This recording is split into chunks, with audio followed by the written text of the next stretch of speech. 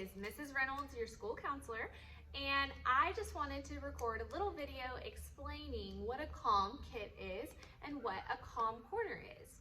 So all of you should have a kit that looks just like this, or two of them, that have some tools in them. And I'm calling them tools because that's really what they are. They're tools that are meant to help you focus, help you learn, help you feel calm, to distract you from anything that's feeling a little bit overwhelming, or maybe you're just needing a little break.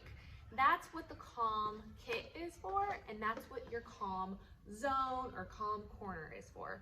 It's not meant for you to stay in there for long periods of time. It's not meant for you to avoid doing work just because you don't want to do what your teacher is asking you to do.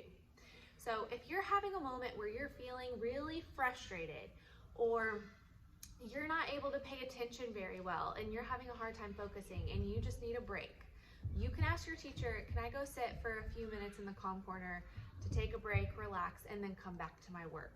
And that's totally okay. That's acceptable. You can do that. What your calm corner is not meant for is for you to stay there for a really long period of time, lay down and take a break, go there just to avoid doing stuff. And it's definitely not going to be used if your teacher says, okay, your 3 minutes is up to have your little brain break, let's come back and get to work, and you tell them that you're not ready to. That's not how it works.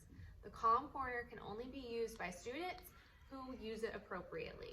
So if your teacher isn't noticing that you're using it appropriately, then we can't use that. You're gonna have an alternate plan, like going for a short little walk for 3 minutes, going and getting a drink of water right outside of your desk, going and just standing up for a little bit, doing some stretches at your seat, okay? Because those are all feasible options too if you need a break.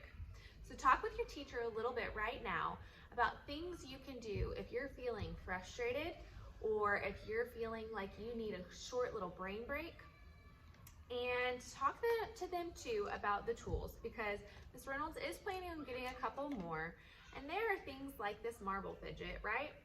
That if you're using it appropriately and just sitting at your desk and you like to have something in your hand, that you could have it while you're writing, or while you're problem solving, while you're reading even, because you're not using it as a toy. It's a tool for us to just have in our hand and use while we're working. We're not looking at it instead of doing our work. We're not throwing it around the room, flinching it. We're not doing that. It's just in my hand and I can still hold it and write, okay?